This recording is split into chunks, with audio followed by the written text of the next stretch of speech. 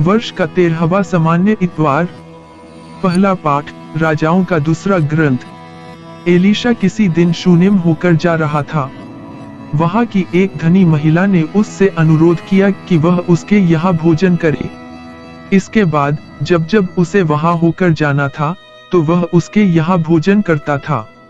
उसने अपने पति से कहा, मुझे विश्वास है कि जो हमारे यहाँ भोजन करने आया करते हैं, वह एक ईश्वर भक्त संत हैं। हम छत पर एक छोटा सा कमरा बनवाएं।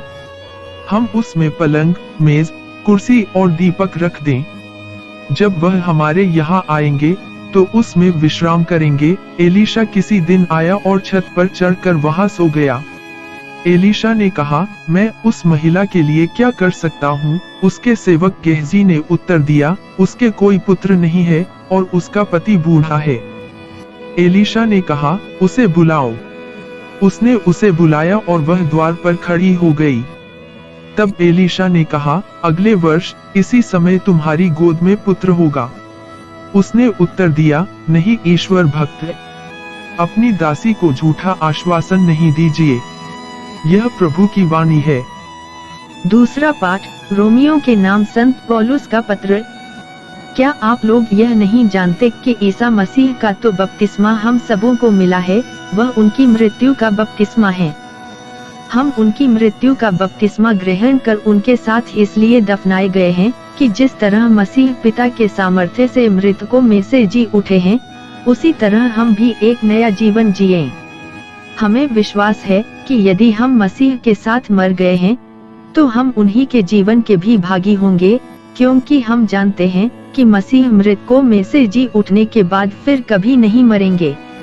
अब मृत्यु का उन पर कोई वश नहीं। वह पाप का हिसाब चुकाने के लिए एक बार मर गए और अब वह ईश्वर के लिए ही जीते हैं। आप लोग भी अपने को ऐसा ही समझें, पाप के लिए मरा हुआ और ईसा मसीह में ईश्वर के लिए जीवित। यह प्रभु की वाणी है। संत मत्ती के अनुसार पवित्र सुसमाचार।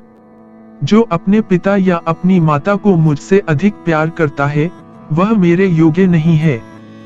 जो अपने पुत्र या अपनी पुत्री को मुझसे अधिक प्यार करता है, वह मेरे योग्य नहीं। जो अपना क्रूस उठाकर मेरा अनुसरण नहीं करता, वह मेरे योग्य नहीं। जिसने अपना जीवन सुरक्षित रखा है, वह उसे खो देगा, और जिसने मेरे कारण अपना जीवन खो दिया है, वह उसे सुरक्षित रख सकेगा। जो तुम्हारा स्वागत करता है, वह मेरा स्वागत करता है, और जो मेरा स्वागत करता है, वह उसका स्वागत करता है जिसने मुझे भेजा है। जो नबी का इसलिए स्वागत करता है कि वह नबी है, वह नबी का पुरस्कार पाएगा, और जो धर्मी का इसलिए स्वागत करता है कि वह धर्मी है, वह धर्मी का पुरस्कार पाएगा।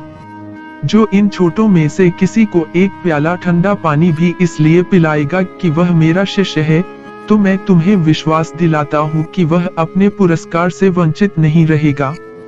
यह प्रभु का सुसमाचार है।